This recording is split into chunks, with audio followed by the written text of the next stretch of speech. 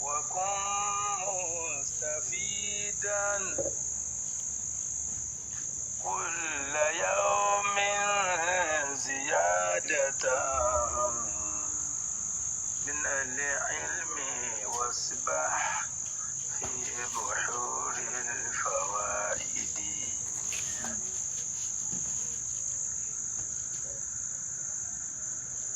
وجدت سكوتي متجرا فلزمته إذا لم أجد ربحا فلست بخاسر إذا لم أجد ربحا فلست بخاسر وما الصمت إلا بالرجال متاجر وتاجره يعلو على كل تاجر ألا إن إيماننا برسل تحتما وهم آدم إدريس نوح على الولاء وهود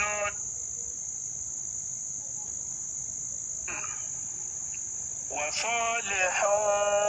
لوط إبراهيم معا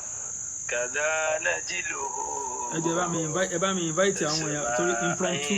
message lélẹ̀.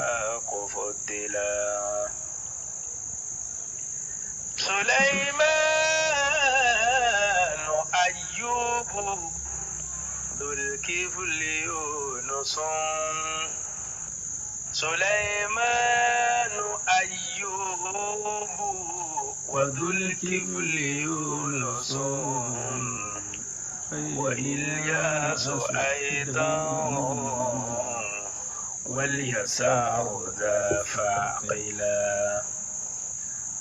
ويعقوب يوسف ثم يتلو شعيب وهارون مع موسى وداود والعلا وهارون مع موسى وداود والعلا كذا زكريا ثم يحيى غلامه وعيسى وطه خاتما قد تكملا وعيسى وطه خاتما قد تكملا عليهم صلاة الله ثم سلامه يدومان ما دام الأراضي وما على صلى الله عليه وسلم خذ بلطفك يا إلهي. أعوذ بالله من الشيطان الرجيم. بسم الله الرحمن الرحيم. الحمد لله الذي هدانا لهذا وما كنا لنهتدي لولا أن هدانا الله. اللهم صل على محمد وعلى آله وصحبه وسلم. السلام عليكم ورحمة الله وبركاته. وعليكم السلام ورحمة الله وبركاته. adọ́pẹ́ fọ́lọ́run tó ṣe wá ní mùsùlùmí abẹ́lọ́ nínú àánú rẹ̀ oríire ìjẹ́ mùsùlùmí Ọlọ́run dákun jẹ́ àgbè pàdé Ọlọ́run bẹ́ẹ̀. eléyà kàfẹ́ ṣe ní fídíò kékeré ìtàkànṣe táàfin lọ kírun ìṣà ṣùgbọ́n tọ́lọ́run bá ní kó padà tún máa bá fídíò pàdé yóò lè máa bí ó ṣe máa bá wa ṣe àrẹ kó lè débi tí ọba yẹ kó dé. jàmáà àtàbá wo bí àwùjọ ṣe wà ẹ rí i pé àwọn tí mo pè náà ni àwọn àtàjọ máa kẹ́kọ̀ọ́ mímọ̀ àwọn ni mo pè àwọn máa kẹ́kọ̀ọ́ mímọ̀ ni mo pè nítorí pé n ti ń lọ láwùjọ nísìnyí wọ́n fojú mímọ̀ gbolẹ̀ wọ́n dojú ti àwọn tí wọ́n jọ máa kẹ́kọ̀ọ́ mímọ̀ níbi àwọn àgbákò táwọn rò pé àwọn náà ṣe kíni o àwọn jọ mímọ̀ tí wọ́n sì so ní mímọ̀ so tó bá ṣe pé àwa táwa jẹ́ ọlọ́mọ kéwú irú àwa ní ìsìn ọlọ́mọ kéwú làwa so tó bá ti wá mú àwa tá a jẹ́ ọlọ́mọ kéwú tá a wá sọ̀rọ̀ wọ́n ó ti rò pé ní táwọn ń sọ bó ti rí nù torí pé ibi tá a fojú sí náà ọ̀nà padà gbàbẹ̀ so ibi tá a fojú sí ọ̀nà padà gbàbẹ̀ so n tó jẹ́ wọn padà sáré jáde eléyìí ni pé kásìkò ṣáà tó bá wa mo wá ń wo fídíò Alhaji Jamiu tí wọ́n sọ ń bẹ̀ pé àwọn tọrọ apology lórí pé àwọn ọ̀sọ́ yìí pé ànábì ò ṣe kí ni o kò mọ gbogbo ìtumọ̀ Quran lábẹ́ ibi tí wọ́n tún ti wá ń sọ̀rọ̀ apology náà wọ́n tún ti wá ń sọ pé àwọn làwọn ń defend ànábì pẹ̀lú pé kò rọrùn fún ànábì àwọn ọ̀gbà pé ànábì fi Aisha lọ́wọ́ ọdún 6 kí ni mọ̀ yín tẹ́ fi sọ pé ọ̀rọ̀rùn mélòó lára yín so mélòó lára yín ìwọ bàbá ọmọ ó wù mí kí n fọ́mọ rẹ yìí nílẹ̀ Yorùbá gẹ́gẹ́ nú àwọn táwa gẹ́gẹ́ bá a sì bá wúlẹ̀wúlẹ̀ rú nǹkan bẹ́ẹ̀ tí wọ́n ti pààlè lọ́mọ lórí pé a fẹ́ fi ọmọ yìí so tẹ́yìn bá wá ń fi ọpọlọ ti yín tẹ́fẹ́ máa fi gbé ọ̀rọ̀ ẹ̀sìn wọlé kò ní lọ so kò ní lọ nínú àwọn ọ̀rọ̀ wọn kan tí mo tún gbọ́ wọn ẹ̀sẹ̀ ń gbọ́ náà ni pé masul kò fẹ́ ní kéèyàn ọwọ́ kúfù àbọ̀wọ̀ jẹ́wọ́rọ̀ tá a mọ̀ sí sọ́ọ̀sì kí wọ́n á ní ká máa fọwọ́ pa orí rẹ̀ wọ́n láwọn ò ṣe kí ni àwọn ọ̀gbà ta ni yín tẹ́ sọ pé ẹ̀gbà anábì ń sọ̀rọ̀ yín sọ pé yín ọ̀gbà who are you by the way who is fooling who so ló jẹ́ kí mi wá jẹ́ kí gbogbo mùsùlùmí máa gbọ́ yé pé apology ìranù tí wọ́n láwọn ń ṣeun akóṣíàn èmi àtàwọn ọmọ akéwò tèmi akóṣíàn lẹ́nu kí ni mo láà ṣe jama akóṣíàn lẹ́nu sà so Alhaji Jamiu apology tẹ́ ń ṣe bí wọ́n ṣe máa tọrọ apology kọ́hún ẹlẹ́ẹ̀kejì àwa mùsùlùmí gọ́gọ́ lẹ́fẹ́ tọrọ apology fún ẹ lọ máa tọrọ apology láàrin ìyá àtọ́lọ́hún ẹ wà jáde síta gbangba pé àìmọ̀kan ń dà yín láàmú o lórí eléyìí tẹ́ wí lórí gbogbo ẹlẹ́ẹ̀kàlẹ́ ọkọ̀ kan so ẹ̀yin náà lẹ́ẹ̀mọ̀ rántí gbogbo àwọn ọ̀nà tẹ́ ẹ gbà dáràn ọ̀tọ̀ ní pé ṣe rí ọwọ́ pé ẹ kọ́kọ́ pe Ànábì Muhammad ní bọ̀bọ̀ ẹ pe Ànábì Muhammad ní bọ̀bọ̀ yìí gbólóhùn ọ̀gá wa Ànábì Muhammad sallallahu alaihi wasallam ẹ ń pe Ànábì ní bọ̀bọ̀ sáwà lè pe dádì tí yín bọ̀bọ̀ ni lẹ́yìn gẹ́gẹ́ pẹ̀lú ọdún orí yín ṣẹ̀bọ́wọ́ wípé àwọn èèyàn yọ ustazu kúrò níbi ó kọ yín làwọn followers yín ti bẹ́ jáde ọ̀pọ̀ àwọn èèyàn kan yọ ustazu lásán torí pé ẹ̀wọ́ ti kan máa gbé ní ustazu àmọ́ àlẹ́ àsìmáwù látọ̀ alẹ́ ní tó wù yín kẹ́ máa jẹ́nu wọ́n sì lówó kọ́ tó bá wu ọmọ ní máa ń jẹ́ lẹ́yìn odi ní tó wù yín kẹ́ máa jẹ́ nìyẹn èmi ò ní problem kẹ́ pẹ̀lú yín ilẹ̀ Yorùbá lọ́ fààyè gba kẹ́ máa pe olódo ní ustazu kẹ́ máa pe olódo míì tí ń kọ́ àwọn èèyàn ní aláǹgbá ládùúgbò náà ní màlímù ọgbọ́lọ́n tó fi jẹ́ wọn. so ọ̀pọ̀ Ànábì ní bọ̀bọ̀ nínú tó bá fẹ́ tọrọ apology eléyùn Alhaji Jamiu ó jáde báyìí ni yóò ní Ànábì mo mọ̀ nífẹ̀ẹ́ Ànábì ju kí máa pè ní bọ̀bọ̀ lọ ẹnu gbé mi nì àti gbọ́yùn ó sọ pé Ànábì ò ṣe mùjíza oníwá ní Ànábì omi ń jáde lọ́wọ́ rẹ̀ ẹ máa wo làákàì Alhaji Jamiu ẹ máa wo bó ṣe kéré Alhaji Jamiu wá ń sọ yí pé bóò ni omi ṣe bóò ni kí wá ló mú táyà mọ́mù wá tó jẹ́ pé à ń ṣe àlùwalé ilé pẹ̀ ńgbà tó yẹ pé omi ó sì máa jáde lọ́wọ́ Ànábì Muhammad sallallahu alaihi wasallam gbogbo àwọn Ànábì Ọlọ́run wọn ní mùjíza tiwọn kódà ń gbà táwa sì kéré wọn a máa sọ máa pé likulli nabiyyin fil anami fadilatun wa jumlatuha majmu'atun li Muhammadin sallallahu alaihi wasallam so ọ̀ràn ẹlẹ́ẹ̀kejì nu ijó lẹ́jáde so apology ìdìdìrín tẹ́ ẹlẹ́ẹ̀ṣẹ́ náà inú mọ́tò lẹ́ti ṣe ìgbàtẹ́fẹ́ máa sọ̀rọ̀ sáà nẹ́bì ìta gbangba lẹ́wà ẹ̀ẹ́dùn níta gbangba lórí stage ọ̀ràn yìí náà ẹ̀ẹ́dùn níta gbangba lórí stage lẹ́fì máa tọrọ apology ẹ wà máa kàlẹ́ ọkọ̀ kan àwọn míì tún bẹ tó yẹ pé ẹfẹnuwú géètì nínú studio yín tẹ́ create fúnra yín lẹ́ti fẹnuwú géètì rẹ̀ sáà nẹ́bì la sallallahu alaihi wasallam so tẹ́ bá fẹ́ tọrọ apology eléyìí náà ẹ wọnú studio kìí ṣe inú mọ́tò tẹ́ ti ń ṣe dáadáa nídìí eléyìí so ẹ rí i pé láti ilẹ̀ èmi wà nínú ẹni tí ó sọ̀rọ̀ tí ò da èmi ò tiẹ̀ sọ̀rọ̀ tí ò da nǹkan sí yín so yìí sọ̀rọ̀ tí ò da nǹkan sí yín nínú àwọn tó ṣe yí pé àti ìmọ̀bọ́jọ́ iwájú tí wọn náà ṣe rí nítorí pé al-aqibatu lil-muttaqin àwọn tí ń tẹ̀lé yín tẹ́ ń fòdó sọ wọ́n nù nìkan nínú wa alhamdulillah Ọlọ́run ti ní káwọ̀ lọ sílé ikú tí wọ́n ti kọ́ wa ní àjò tá bá gbọ́rọ̀ kan ní ìsìn á ní àjọ tá fi ṣe sọ̀rọ̀ pé olódo tiẹ̀ ọ̀ lọ lé ké ọ̀ lọ bí kankan ọ̀ wulẹ̀ lájọ kankan tó fi ṣe kankan kọ́ wa ké Alhaji Jamiu wá dá Bible study kan dá Bible school lẹ̀ ká máa kọ́ àwọn èèyàn ní Bible ó lóore fún wọn ká mọ̀ pé agbọ́nrin ibẹ̀ làwọn ṣe kí ni o ní dáwà táwọn fẹ́ ṣe lọ pàdé Ọlọ́run ẹ wà máa sọ pé ànábì inú àwọn ọ̀ràn tẹ́ dáre o ẹlẹ́ ànábì ò fi àdísì kankan lẹ̀ àfi àwọn Ahlul Bayt ok ibo lẹ́yìn ti rí pé Ahlul Bayt gan bẹ ibo lẹ́yìn ti rí pé ibo lẹ́ ti kà pé Ahlul Bayt ń bẹ ẹ wá ka àyà tó sọ pé Ahlul Bayt ń bẹ ẹ wá kà jáde ṣebínú àdísì náà ni sẹ́yìn lè ka àyà tó sọ pé annabiyyu awla bil mu'minina min anfusikum sẹ́yìn lè dà ká ẹ lè dàbí sọ́wọ́ àgbà sínú al-Qur'an gbogbo ẹ̀yin ọmọ ilé kí ó lágbàáyé ni mo pè ń pe àwọn olódo torí pé njọ́ kan tí mo post bàbá kan èèmọ̀ ara àwọn táwọn náà máa ń claim wọn ọmọ àbá kínní kan gbogbo olódo láyé ó dá ọba àlọ́sí àrí ọba àlọ́ Jamiu Islamiyya ọba gbogbo ibi tó ọba rí ọ lọ tó bá ti wá di kó o dé tó yẹ pé ní gúrùpù ibi tí wọ́n ti ń fọwọ́ ta nábì láyà lọ wà ó ti di olódo látòní lọ kò sọ́nà àbáyọ fún ọ ó ti di olódo gbogbo ọmọ tó rẹ ó wà lára rẹ tí wọ́n fi ń fọwọ́ ta nábì láyà tó rí nǹkan kan ṣe sí látòní ló ti dolódo torí pé gbogbo ọmọ tó sọ pé o níhùn náà ọ̀dọ̀ ànábì náà ló ń kálukú ti ń tààpù gbogbo ọmọ àyíbọ̀lá ti ń tààpù gbogbo ọmọ látọ̀dọ̀ ànábì Muhammad ní ọlọ́run rán sí à ọba mìíràn orí bàbá rẹ̀ lẹ́kọ̀ọ́ náà bàbá rẹ̀ sí à bó lọ sí wá dé lónìí tó wà máa fọ́ ta ànábì láyà ọwọ́ aláyọ̀ ń pa ànábì ní bọ̀bọ̀ kọ́rọ́ gbá lẹ́nu ẹ ẹlẹ́ẹ̀kejì ọlànàbì ò ṣe mọ̀jísà ṣé wọ́n mọ̀ pé yàtọ̀ ń bẹ láàrin àtàyámọ́mù fi àdámìlì má ìtàyámọ́mù jà ìzùn nígbà tí ó bá sómi rúksọ̀ ni wọ́n ń pè léyùn rúksọ̀ ni wọ́n ń pè yùn tí ó bá sómi o ó sì láwọn májẹ̀mú tẹ́ẹ̀rì tí ó bá ti sómi ẹ wá sálù àlè ilé pẹ̀ kódà gbà míì tún bẹ ẹ̀tún rómi báyìí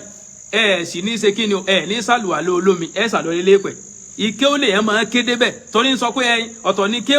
ọ̀tọ̀ ni mà kí lẹ́yìn ó innama yakhsha Allaha min ibadihi al-ulama ẹ wo ẹ má dáyìn olóhùn mo post kìíní kan sẹ́ẹ̀rí gbogbo wọn máa rò pé táwọn bá ń sọ̀rọ̀ òpònú bí àwọn iná ni máa ń gbọ́rọ̀ mo post yìí kan mo fẹ́ sọ̀rọ̀ ń jẹta èyí tí ń kọ́mẹ́ǹtì lọ́wọ́ yìí ọ sọ ń bẹ̀ pé ẹyin o ti rẹ́ni fún data ṣe báwọn àfáà tiẹ̀ tọ́ tẹ̀lé ojoojúmọ́ làwọn ń tọrọ owó lórí mídíà pé sponsor our program sówó tí wọn náà fi ń sponsor ara wọn ni ṣèbí à ń tẹ̀lé owó jẹ́ kí ni wá mẹ́nìkan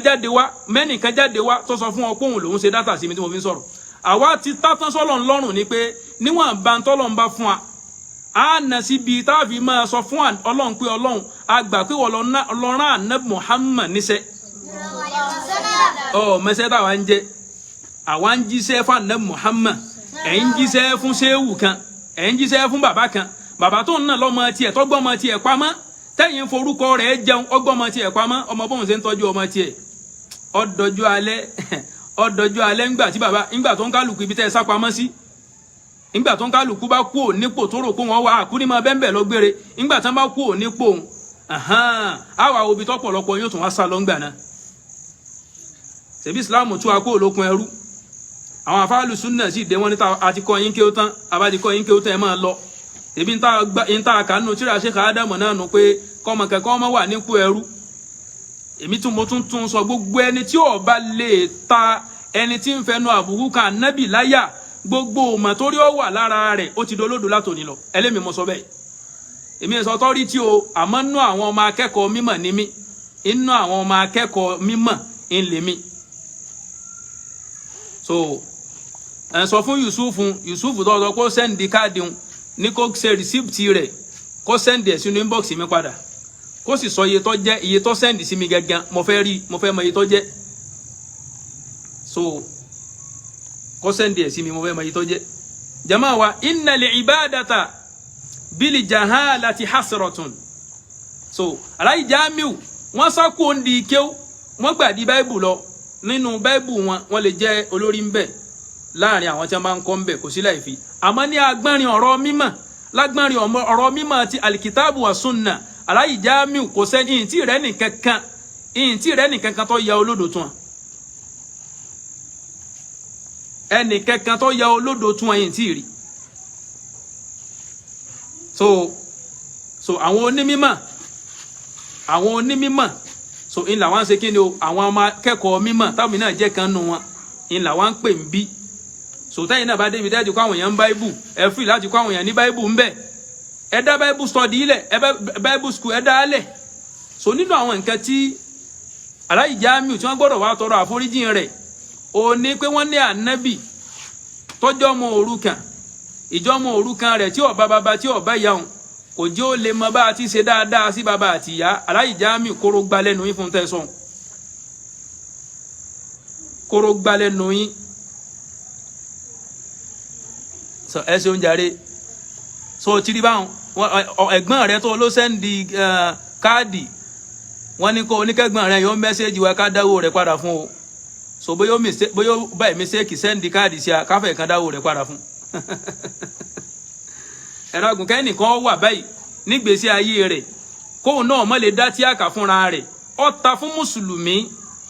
fún mùsùlùmí tí ń ṣe fọlọ́fọlọ́ ń gbèsè ayé níbi táyé wá ṣe kí ni níbi tí ayé wá lajú dé yìí tó ikú kálukú kan sá lọ sídìí kọ́ lọ kàǹkàn gọ́gù ọlọ́run ò jáwọ́ di àfáà gọ́gù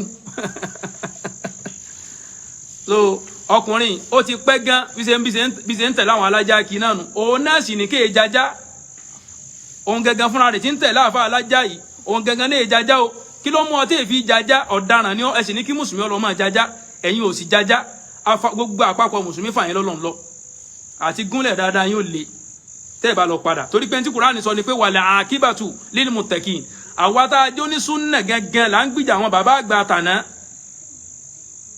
àwa tá a jó ní súnnà àwa gẹ́gẹ́ là ń tún iṣẹ́ àwọn àgbàlagbà tàná ṣe torí pé bíi tẹ́ ẹ ti wọlé sára àwọn èèyàn nu pé wọ́n fẹ́ bà sí àwọn tàná jẹ́ wọ́n fẹ́ ṣe nǹkan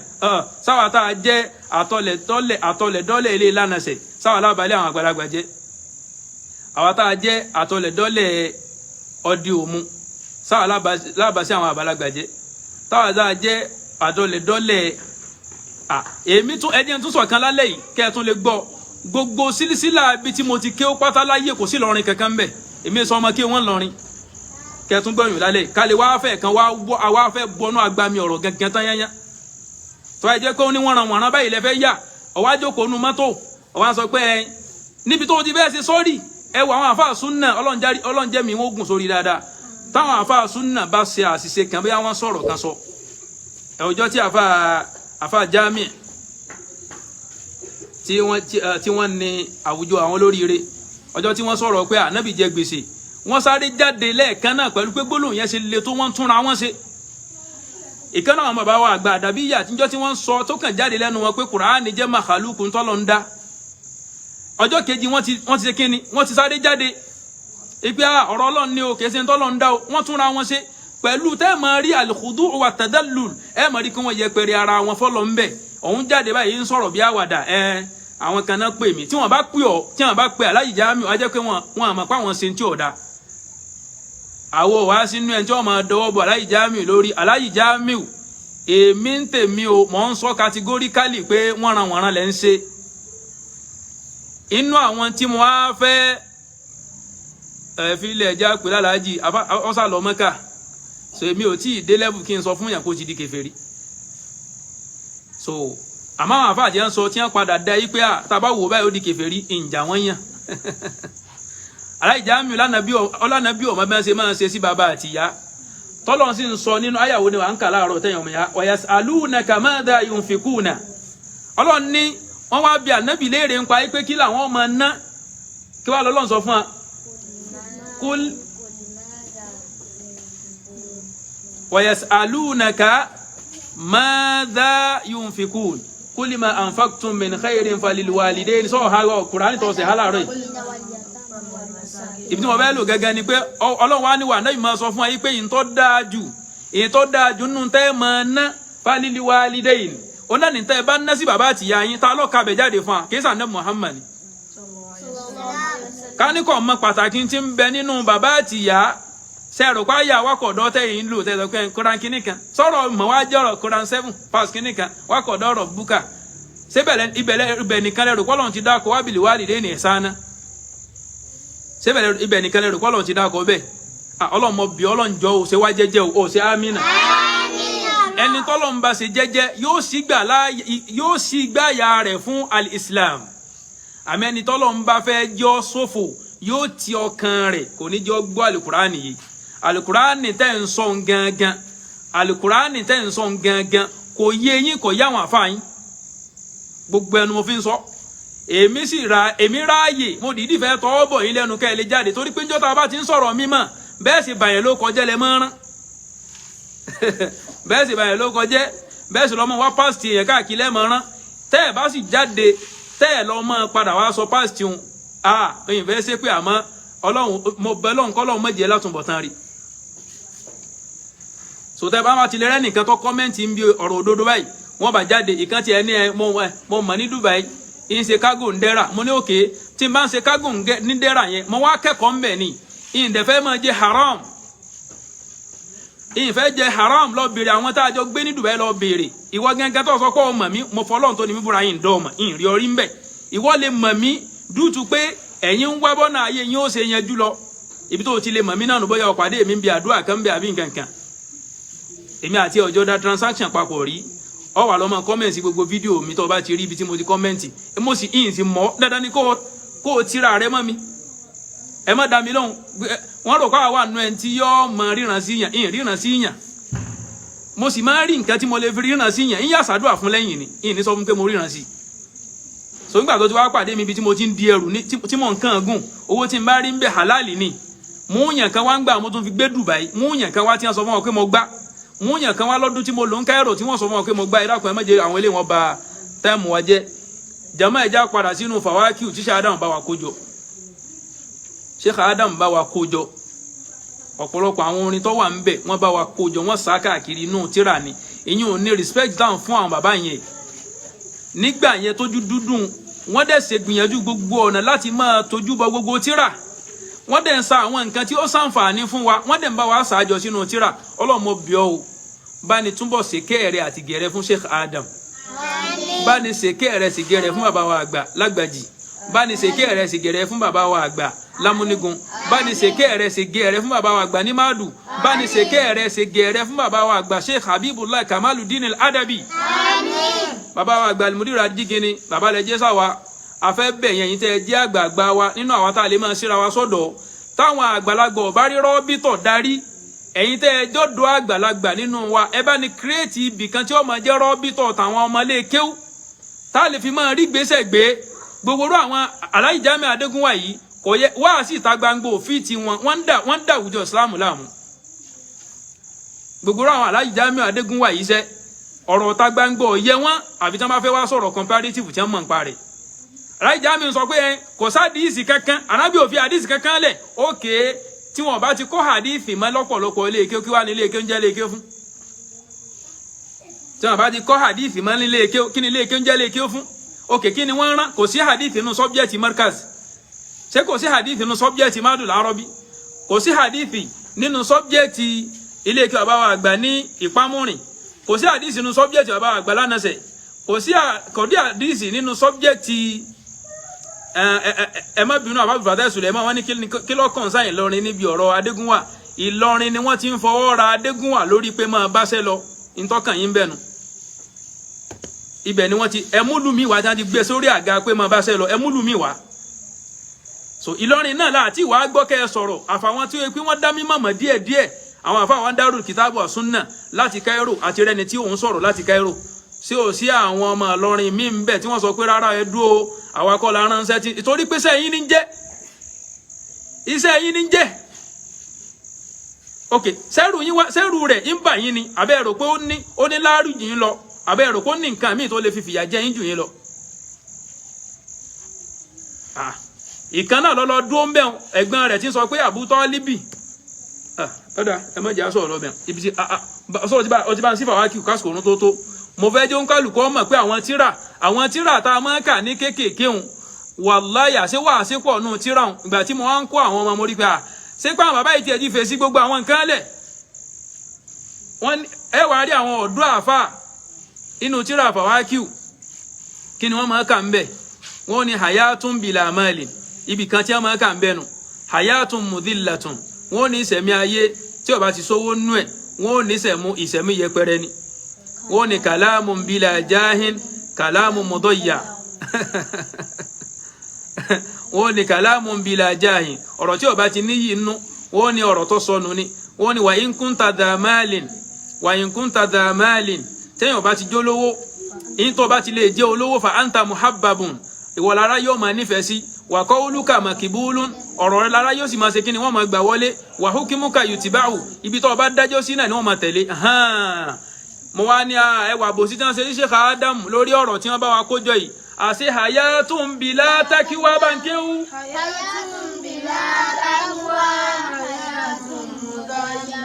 hayatun ṣe mo rọ hayatun bila takiwa hayatun mudillatun kalamu bigeri lahi ma laysa yanfa'u ẹlẹ́gbọ̀n sí òsínú tí àyí ẹ lè gbọ́ lẹ́nu wọn kí wọ́n kà láyé gbogbo àwọn ọ̀dọ́ àfààyàn wọn ò ní kabẹ̀ wọn àfi bí owó nìkan wọn lọ mọ kọsẹ̀ sagbádá kọsẹ̀ sásọ kódà wọn mi àtúnlọ mọ ìyá sọ ń lè dry cleaner torí kan lọ wá sí àwọn òní kẹkẹ táwa ń ṣe ìkọ́ ọmọ sọ pé wọn ò ní ìṣlúbù dáwà láwa tó yẹ pé ká tó máa sọ̀rọ̀ ẹ wo ẹni sọ pé kò sí àdìsí kékeré àwọn tí àtẹ́bárí ti bá fi hàn àwọn kékeré nù tí àwọn kékeré ẹ wo turuku takharijil hadith inú àwọn tí àtàwọn fi ṣe exam ni o turuku takharijil hadith inú àwọn tí àtàwọn fi ṣe exam lẹ́ni Laziari lẹ́ni ká máa sọ pé kò sáàdìsí kankan níbo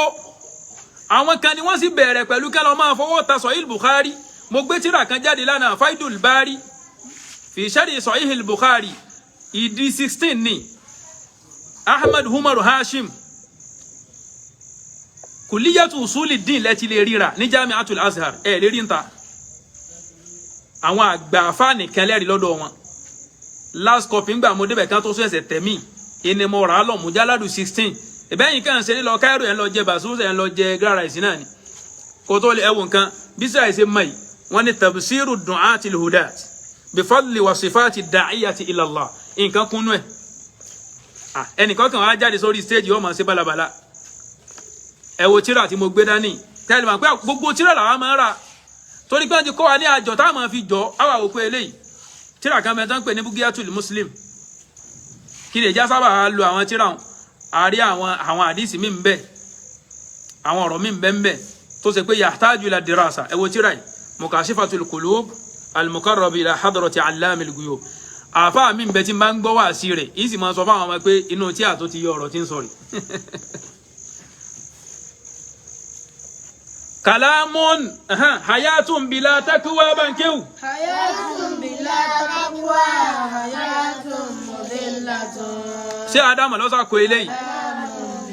ṣé wọ́n tọ̀ lọ́lé ké ló ń béèrè lọ́wọ́ mi pé ta ló ṣe tí a ní ẹ kọ́kọ́ pa wàláhì tẹ́ bá ń bá báyìí lọ tẹ́ ẹ̀ rán àwọn ọmọ yín lọ́lé ké ẹ ṣòfò láyé ẹ ṣe lálìkíyàmọ̀ ni òkè ṣe aláyì Jamiu sani kankan tí wọ́n fi sínú ayé àwọn ọmọ yín òkè sani kan ní wọn àfọmọ mi sí di kọlọmọ kọ́ báyìí bù ní ìsìn kí lọ́kàn mi ń bẹ tọ́lọ́ sọ pé walladhi arsala rasulahu bil huda wa dinil haqqi liyudhhirahu ala dini kullihi inú ayé mi ó ní walau karihal kafiruna níbo ó ní wa kafa billahi shahida Al-Mubarak tó wà nínú àwọn tí ń kí Jamiu láyà lẹ́pẹ̀ẹ́ tí ń kí aláyì Jamiu láyà lẹ́pẹ̀ẹ́ ṣèbó ní ayé tí ń bẹnu Suratul Baqara ó dàrú mọ́ lọ́wọ́ ọlọ́ni wa bashiril ladhina amanu wa amilu soliha anna lahum jannatin tajri min bankew منها من ثمرة رزقا قالوا هذا الذي رزقنا من قبل وأوتوا به متشابها ولهم فيها أزواج أدارما المبارك àfáà Aláàjì Jamiu ó sì dàrúmọ́ lọ ولهم فيها أزواج ó ní ànítú sí obìnrin ànítú sáwọn obìnrin ń bẹ ó látú sí àzíwájú lákọlábo ló ní ká tú sí ń bẹ tó yẹ pé wọ́n ń pe kíní kan ní síyákù kalam alukur'an ọlọ́mọ bíọ́ gbogbo tí ó ṣẹlẹ̀ táwa náà fi wá wà níjọ olórí ibú ọlọ́mọdé á wà níjọ olórí ibú o ìmọ̀lẹ̀ yóò fi ṣe islam kì í sá ìmọ̀ kan ìmọ̀ ni so nítorí àsìkò oorun ọlọ́níyá ayọ́ ànàbíyù kulli azwajika suratul ahzab kulli azwajika sọ fáwọn ìyàwó rẹ wa banatika àtàwọn ọmọ rẹ azwaju ti bẹ náà ṣe la kolabo la sọ pé kana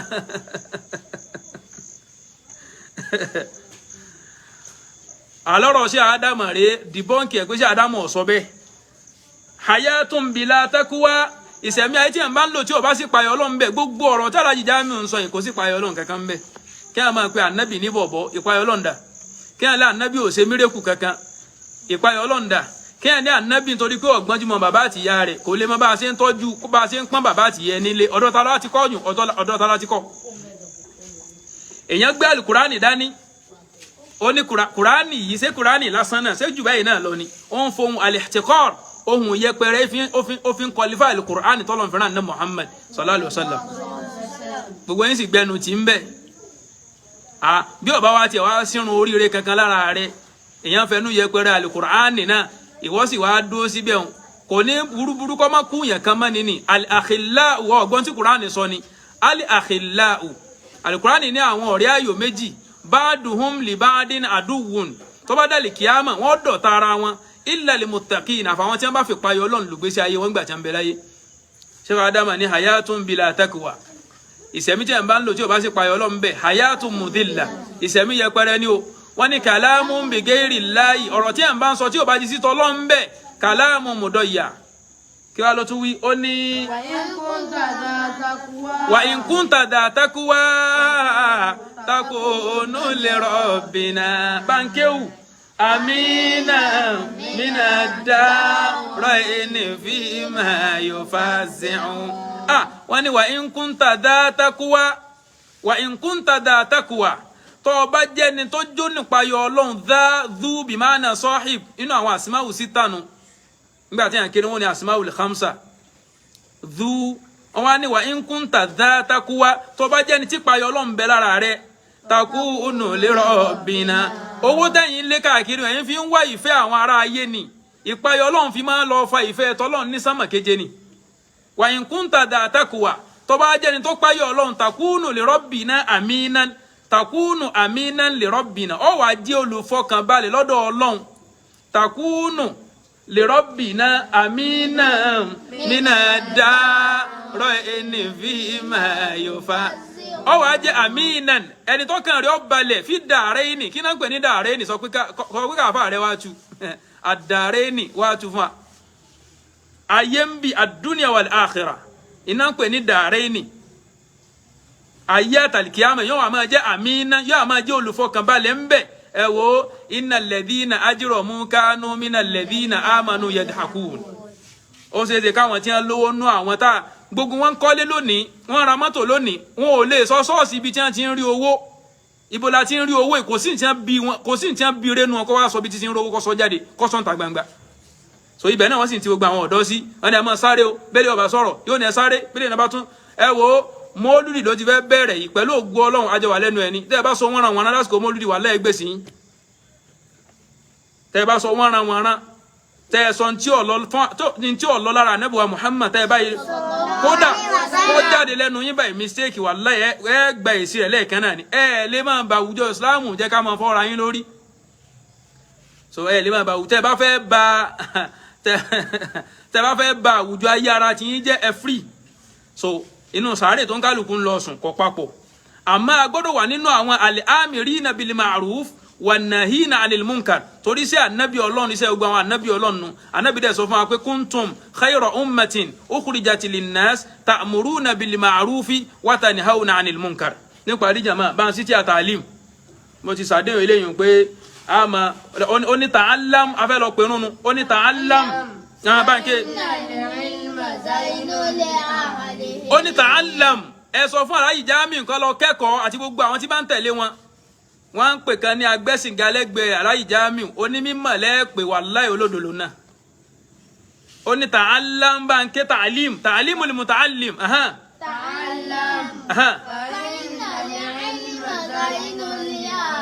ta'allam bá ní ọlọ́kẹ́kọ̀ọ́ fún ta'alimu ní tí àti ìjọ sàtífíkẹ́tì gbogbo àwọn àsùnmùrá oní ta'allam lọ kẹ́kọ̀ọ́ fa innal ilma torí pé dájú mímọ̀ zainun ọ̀ṣọ́ ní máa jẹ́ li ahli ilmi fún gbogbo ẹni tọ́lọ̀ bá ní kí mọ̀ wà lára rẹ̀ ó ní wà fadilun wáhùn ni wà náà lè kó lè mahamidi wà fadilun ọlá ní ọjẹ́ wáhùn ni wà nù ó ní àdírẹ́sì tá a fi máa mọ ẹni rẹ̀ ó ní àdírẹ́sì tá a fi máa mọ ẹni yìí téèyàn bá wá jó ní mímọ̀ ó sì ń fi orúkọ mímọ̀ jẹun ó tún wá ń fọwọ́ ta ànábì láyà ọ̀daràn gidi lára ìjáàmì àdínkù wa pẹ̀lú àwọn gbólóhùn tí ń tẹnu wọn jáde òun àtẹ̀yin tẹ́ ń follow wọn àtẹ̀yin tẹ́ ń share wọn ẹ̀ ń ta ànábì láyà ẹ̀ ń ta Jibril láyà ẹ̀ ń ta Ọlọ́run gẹ́gẹ́ fúnra rẹ̀ láyà. ànábì tọ́lọ́run sọ fún pé inna alayna jam'ahu wa qur'anahu fa idha qara'nahu fattabi' qur'anahu thumma inna alayna bayana. àwa là ń sọ kalẹ̀ fún ọ àná láti máa tú fún ọ. àyà mi ti ń bẹnu al-Qur'ani tó ṣàlàyé bẹ́ẹ̀ pé fúnra Ọlọ́run ní tú fún ànábì bẹ́ẹ̀. abayin fi hàn pamọ́ àmọ́ torí àwọn ọmọ akẹ́kọ̀ọ́ mímọ̀ ọ̀rọ̀ mi lálẹ́ yìí gbogbo àwa tá a jọ ọmọ akẹ́kọ̀ọ́ mímọ̀ bó ṣe nǹkan lọ máa kọ bó sọ̀rọ̀ lọ máa sọ falyugayyiru biyadihi ìwọ náà kọ nǹkan o má dákẹ́ o torí pé àwọn ẹni yìí ti dúró tán lórí pé àwọn bẹ̀sìn Ọlọ́run jẹ́ wọ́n dúró wọ́n sì ní mission wọ́n sì mọ ibi tí wọ́n ń lọ falyugayyiru biyadihi hadith Abi Sa'id al-Khudri alayhi radiyallahu wa lisanihi wa yadihi wa qalbihi lẹ́fù mẹ́tẹ̀ẹ̀ta náà lágbọ̀lọ́ ó ní kí ló wí ó ní tafaqqa ọkọ ni wàkún mustafidan kulla yawmin ziyadatan minal ilmi wasibah fi buhuril fawaid. ó ní wàkún mustafidan jẹ́ni tí ó máa ṣàǹfààní kulla yawmin lójoojúmọ́ agbọ́rọ̀ máa ṣàǹfààní lójoojúmọ́ kulla yawmin bí àbá wa ń gbọ́ wá sí tí bá ń gbọ́rọ̀ lórí mídíà lọ́dọ̀ àwọn ìyá àtàwọn àfá àwọn ìkó sáǹfààní kankan tẹ́ ṣe sáwọn tí wọ́n ti ń bọ́rọ̀ wọn lọ díẹ̀díẹ̀ wà láwọn bọ́rọ̀ wọn lọ díẹ̀díẹ̀ wọ́n ti dọ́dọ̀ Aisha wọ́n bọ́rọ̀ wọn lẹ̀ a jẹ́ pé ṣíà níyín nìyẹn ẹ sọ fara ayé pé ṣíà níyín a lè mọ ibi tá a fẹ́ a lè mọ irú àwọn tí àwọn ló fi tìyín ẹ wo al-mustashriquna àwọn orientalist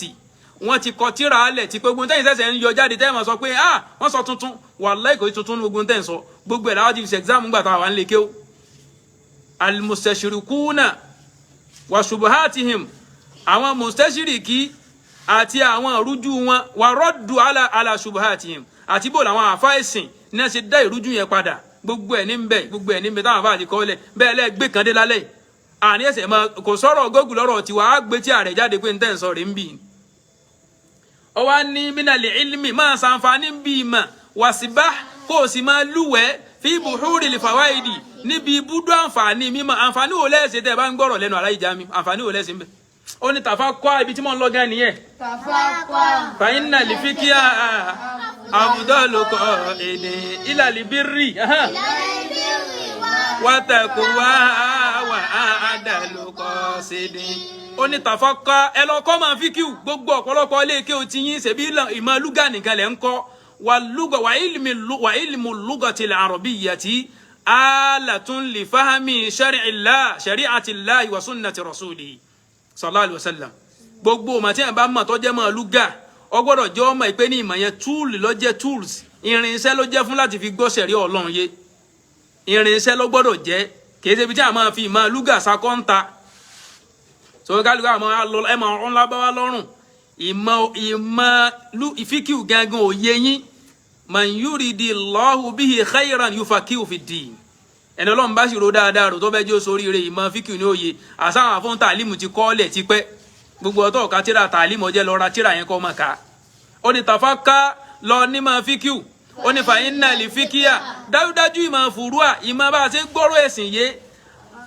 afúdọ́lù kọ ìdìn kí náà ń pè ní kọ́ ìdù iná wọn ń pè ní rọ́ ìdù olùwani driver àfùdọ́lù kọ́ ìdín àfùdọ́lù rọ́ ìdín àmọ́ kọ́ ìdù làáfà lò iná ló sì lọ jù àfùdọ́lù kọ́ ìdín onífin lọ́lájú nù tí máa wà ní lọ ìlàlì bírì lọ sí bí máa ṣe dáadáa wà tákúwá yóò wà ní lọ sí bí ìpayọ Ọlọ́run wà áádálù kọ́ sídìn ìní máa jẹ́ kéèrò ń gbèyàn ó ṣe déédé pẹ̀lú tọlọ́run ẹnìkan sì dùn bìkan ó ní kò sí ti ń jà àdìsí who are you by the way who is fooling who ẹ ṣe máa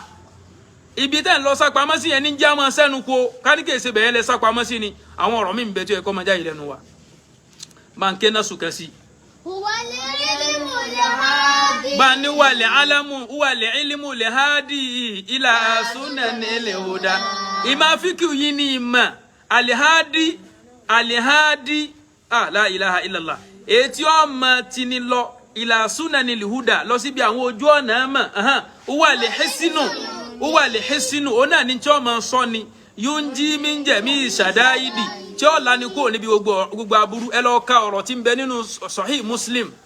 nípa arákùnrin kan tó jẹ́ ábídù àti arákùnrin kan tó jẹ́ álímù. Ànábì sallallahu alaihi wasallam tí a bá jọ máa kẹ́kọ̀ọ́ mímọ̀ tí ó bá wá máa fi máa rẹ̀ defend ànábì látòní lọ ó di olódo lọ́dọ̀ tèmi àti gbogbo àwọn ọmọ kí omi olódo paraku ní ẹ kò sí àdíìsì kan níbo lẹ ti gbọ́ níbo ń bẹ̀ kẹsí tí ń jẹ́ àdíìsì ń jẹ́ kò sí tí ń jẹ́ àdíìsì tó bá di ọjọ́ Tuesday tá a tún pàdé á gbé tírà hadithi ulumul hadith ìmọ̀ hadith ànábì Muhammad sallallahu alaihi wasallam ẹ̀dàgùn tó dá sí kò járe ó ní huwa al-hisnu yunji min jami shadaidi on kálukú padà sínú sahih Muslim ńgbà tí ọkùnrin tó pààyàn 99 tó dọ́dọ̀ ábídù olùsìnlọ́n ní o lè ra foríjì o ní bọ̀dá sẹ́gbẹ̀ ẹ̀nà rí yín wájú ọbẹ̀ rí wọn ó wulẹ̀ sọ́dọ̀ 100 ńgbà tó rìn lọ sà ó padà pàdé alim ìyàtọ̀ tí ń bẹ láàrin alim àti ábídù gbẹ̀yìn tẹ́ máa wọlé kálúwà ẹ̀ ń ṣe rédèrèdè ní kò lẹ́rìí kankan ẹ lọ fi táìmù yẹn wá mímọ̀ ọkàn yóò balẹ̀ ń di mímọ̀ a máa sọ̀rọ̀ àwọn bàbá lè lánàá sẹ̀sẹ̀ rò pé wọ́n fi nǹkan mí ìròyìn wọn jùmọ̀ lọ ni kí ló fà tí bàbá àgbà ní máàdù fi gba wájú wọn kọjá ọ̀rọ̀ ọjọ́ mi ìtúlẹ̀ léwu náà ẹ dáhùn kẹ̀kẹ́ mà ẹ rò pé àwa ní èso ọmọ inú ilé ni wàhálẹ̀ ọmọ inú ilé ni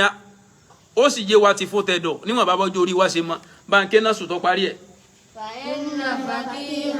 ó ní fa inna fakihan wahidan mutawari'an ashaddu ala shaytani min alfi abidi. Ẹ wá dìgbà táwọn àbáyé ti kọ̀rọ̀ lẹ̀ wọ́n ní fa inna fakihan dájú onífíkú ẹyọ kan onímọ̀ fòrú àtọ́gbọ́lọ̀ yé tó gbà nẹ́bì yé wahidan ẹyọ kan péré mutawari'an tó wá jẹ́ alásàjẹ tí bẹ̀rẹ̀ ọlọ́run rẹ̀ kò jẹ́ ọmọ jẹ́ haram ashaddu ala shaytani irú wọn a máa da ṣètánì láàmú ìmọ̀ nira fún ṣètánì láti múrú wọn nìtúmọ̀ rẹ̀ ashaddu ala shaytani min alifi abidi ju ẹgbẹẹgbẹ̀rún olùsìnlọ́n lọ ju ẹgbẹẹgbẹ̀rún olùwọ kálúwà lọ jẹgbẹẹgbẹ̀rún olùfatẹ̀sùbà lọ tí a bá jẹ́ onímímọ̀ tí kùránì ń gẹ́ẹ̀dì rẹ̀ tí súnà nẹ́bí ń gẹ́ẹ̀dì rẹ̀ ashaddu ala shaytani min alifi abidi níparí wọn kálukọ lọ kàtànà sẹ́yìn tẹ́ẹ̀ ní bìlíìfù nù hadith àwa gba a ní bìlíìfù nù hadith ó wá jẹ́ káwọ́ lọ stọ́dì kí ni wọ́n ń pè ní hadith gangan ma udhifa ila nabiyyi sallallahu alaihi wasallam min qawlin aw fi'lin aw taqririn aw sifatin khalqiyyatin aw khulqiyya. So kí náà ń pè ní khalqiyya kí náà ń pè ní khulqiyya kí náà sì ń pè ní khulqiyya ibi ma hadith ló ti ma ibi ma hadith lẹ́ ti ma arákùnrin wa dọ́dọ̀ onímọ̀ ní kò sí irú ẹ̀ṣẹ̀ tí yẹn lè gbé pàdé ọlọ́run máa tọrọ kò sáforí tí yẹn tọrọ tọ́lọ́run nígbà àmọ́ ní tó sọ̀kọ́ ṣe ni pé kọ́ kọ́kọ́ kú nínú ìlú ẹ̀ṣẹ̀ yìí ná kọ́ wá sí kò padà lọ sínú ìlú bòmí faman kanat hijratuhu ila Allahi wa rasulihi fa hijratuhu ila Allahi wa rasulihi àdìsí Umar ọmọ Khattab àwọn tí wọ́n sì gbà wá pọ̀ lọ́dọ̀ rẹ̀ arákùnrin sì kú ó sì kú nínú ìlú tí ó ti ń dẹ́ṣẹ̀ ó kù sáátà tí ó dénú ìlú títí ń lọ tọrọ àforíjì ní kúse kí ni o kò bí dọ̀rú òhu ẹ̀mí rẹ̀ bá bọ́ ṣèbí lànàbí fún wa níròyìn pé màláíkà tí ó fìyà jẹ àti tí ó kẹ wá jọ ń du ẹ̀mí rẹ̀ wọn wá ní ẹjẹ àwọn àmọ́ ń gé ní sókí ni o àmọ́ tẹ́mi fẹ́ fà yọ ń bẹ̀ ni pé innal ibadata àfọ oní khamsuna ó ní innal ibadata jahilan mutadallilan tabban li talibi dunya thana ilayha sibaba ma yastafiku garama biha wa farta sababa walau dara lakafahu mimma yarumu sub ẹni ṣe bí no tírà maqama lele náà tún wà gbogbo yẹn kan ha tírà ni tadabbara ka tírà pẹ̀lú ta'ammul má ronú sí tírà kan ha tírà sórí kan ha tírà torí kan ha sórí kama talil himari yahmilu asfara bisa masalu liqawmi alladhina kadhabu bi ayati llah ọ̀rọ̀ Ọlọ́run ló délẹ̀ tẹ́ ń parọ́ mọ́ Kùránì yìí o ọlọ́lẹ́mi ni mo kọ́ Kùránì èmi mo kọ́ ànábì ń ké mo ní Jibril lọ́ọ́ máa kọ́ ẹ̀yìn sì ń fọ́ tà níbi láyà kó láwọn àyà tí ó mọ̀ nù Kùránì bíi ti bo ta ni yín gan afẹ́ mọ̀ yín gan afẹ́ jẹ́ ẹ jáde tán tọmọtọmọ yín àtàfà yín ẹ jáde tán tẹ́ ẹ bá jáde tán lórí ọ̀rọ̀ mímọ̀ ọ̀dàlẹ̀ ni yín Ọlọ́run ò sì ní forí jìn yín gbogbo ẹ̀yàn máa kẹ́kọ̀ọ́ mímọ̀ ẹja máa fẹ́lẹ́ ìdágbére àsìkò ṣáì ẹja fẹ́lẹ́ ìdágbére èmi ń sọ fún gbogbo ọmọ akẹ́kọ̀ọ́ mímọ̀ apology tálájì Jamiu ṣe kọ̀ wọlé o nínú kéèyàn dáràn 100 ní nǹkan dáràn 20 kọ́ máa tọrọ apology bí ẹyọ kan níbi apology ẹ̀yọ kan òun náà tún ní ìtún wá ń dáràn mí ń bẹ ìtún tako hadith ń bẹ ìtún tako fífẹ́ Aisha ń bẹ Ànábì gba yọ̀ǹda Aisha lọ́mọ ọdún 6 wa dakhala biha wa hiya bintu 9 muttafaqun alayhi jáde wá fi mímọ̀ wá máa ka tírà kó máa tú tó bá dọ̀ lójú bẹ́ẹ̀ okay ẹ máa kẹ́kọ̀ọ́ mímọ̀ gbogbo tẹ́ lọ ṣe ní yunifásitì ẹnì kẹ́kàn jókòó ń bì kẹ́yìn sì ń bá yín rọ́bìṣì ẹ̀ gbogbo tẹ́ lọ kọ́ Al-Azhari gbogbo tẹ́ lọ kọ́ Jamia Islamiyya gbogbo tẹ́ lọ kọ́ ní Jamia Iskandariya ẹ worú ìkan bẹ̀ ìkan tó jáde tó ní ẹ̀sìn wọn gbọ́ ni àti mọ ibi tí wọ́n ń lọ òun lọ sí Jamia Iskandariya o sóun náà lọ sí ní Jamia Iskandariya tó lọ ọlọ sí Alexander University tí ń bá kẹ́ tó ní kò sí ti ń jẹ́ hadith sóun ò sí hadith ń bẹ̀ nímọ̀ táwọn afáà ṣe gbìyànjú àrọ́mà hurmuziyu síwọ̀tí ẹ̀ gbórúkọ síwọ̀tí ẹ̀ máa ti ń jẹ́bẹ̀ jẹ́ta wá fẹ́ sọ̀rọ̀ ulumul hadith a sọ̀rọ̀ débi ta ni wọ́n ń pè ní àrọ́mà hurmuziyu àwọn èèyàn ń bẹ ní Qatar wọ́n ń bẹ ní Kuwait wọ́n gba doctorate níbi ìmọ̀ hadith ṣebí kan nínú yín náà ẹ̀ ń pè ní muhadith bẹ́ẹ̀ kóun náà ti sọ̀rọ̀ rẹ̀ lólórin tí ń kọrin káàkiri ṣebí kan nínú yín ẹ̀ ń pè ní muhadith òun ò sì lè dá Jamiu Aláàjì Jamiu lẹ́nu lákẹ́ pé dákẹ́ ó sọ pé ó sí hadith ibi èmi lọ́nu ibi so ẹ wà máa promote àwọn ọmọ tí ń ṣe gamsasa gamsosi tí ń sòsì káàkiri àwọn èèyàn lẹ́lẹ́mọ ẹ wo tẹ́ ẹ bá lẹ́yìn ò ní gbà àwa náà ti tátán tọ́lọ̀ lọ́rùn pàwọn náà ò ní gbọ́ so a ti wá nù sọ́fà ẹ̀bẹ̀ ẹ̀kọ́ ni lẹ́yìn sọ́fà ó kò Rabiul Awwal sẹ́yìn pé tí ń lẹ pósítà mọ́lúdì èyí tí wọ́n bá ti bí ire nù yín ẹ sọ wọ́n ran wọ̀nran ẹ sọ wọ́n ran wọ̀nran kẹwàá ẹ lè máa sọ̀rọ̀ nípa àwọn àfáà yín kẹjọ máa tanra yín ó bẹ́ẹ̀ ṣe máa sọ̀tà àwọn àfáà yín eléyìí ọ̀kìn mi pírọ́blẹ́mù tí yín nìyẹn àmọ́ kẹ́ ẹ sọ wọ́n ran wọ́n rán pa anabi Muhammad sallallahu alaihi wasallam tẹ́ ẹ fẹ́ fi jẹun tẹ́ ẹ fi lẹ pósítà kẹwàá sọ wọ́n ran wọ́n rán pa anabi wallahi ànígbà fún yín àsìkò ti tó báyìí tá ànígbà fún yín sọ àwọn àfáà ń dọwọ́ bò yín lórí pé ẹ má jẹ́ á dá wàhálà lẹ̀ ẹ má jẹ́ kíjà kíní kan ṣẹlẹ̀ àwọn kírísítẹ́nì ti ń lo ọ̀rọ̀ Aláàjì Jamiu wọ́n ti ń lọ lo against àwọn mùsùlùmí tí wọn ò sì mọ̀ pé Aláàjì Jamiu wọn mọ̀ pé lódo ni wọn èso ní mímọ̀ Aláàjì Jamiu ó sì máa sọ́nù stúdíò dìdìrín wọn pé ṣé mọ̀ yín gbé ìmọ̀ ó ní bẹ lára yín tẹ̀ sọ pé ṣé mọ̀ àwọn kan gbé ìmọ̀ ó ní bẹ lára yín tẹ̀ sọ pé ṣé ìmọ̀ àwọn kan gbé so èmi ń sọ lálẹ́ yìí o gbogbo ẹni tó bá lọ sí yunifásitì àbótí ẹ̀ jáde thanawi gan àbí ìdáyàdí lọ jáde lọ lọ́mọ́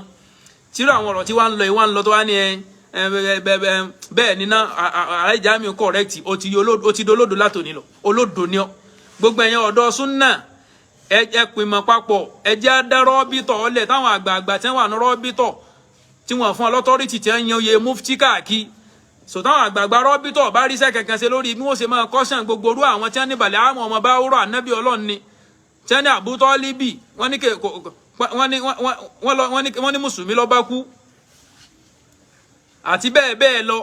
àtàwọn wọnàwọnà tí wọ́n láwọn fẹ́ máa gbẹ̀tọ̀ Hùsẹ́ẹ̀nì àti Fátímà fún láago mélòó tábàárà àwọn àgbààgbà rọ́bìtọ̀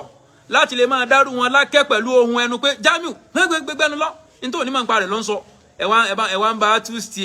ẹ̀ ti yọ olódo látòrí lọ ojú olódo láàmú fi wòyìn o àfi tẹ́ bá túbá so níparí tútúbà Aláàjì Jamiu wọn èpè yún tútúbà o eléyìí ẹsẹ̀ tútúbà wọ́n ń pè yún o so abẹ́lọ́ nínú àná ẹ̀kọ́ jọ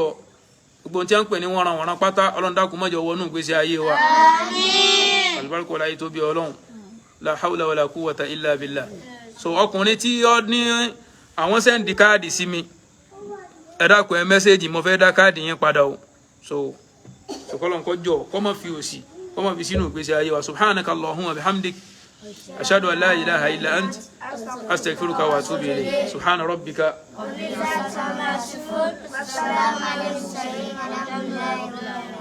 assalamu alaikum wa rahmatullahi wa barakatuh. Wa alaikum assalam wa rahmatullahi wa barakatuh. Ya lo pronuncia.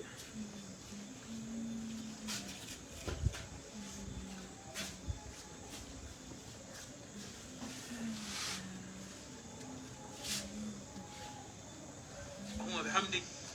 أشهد أن لا إله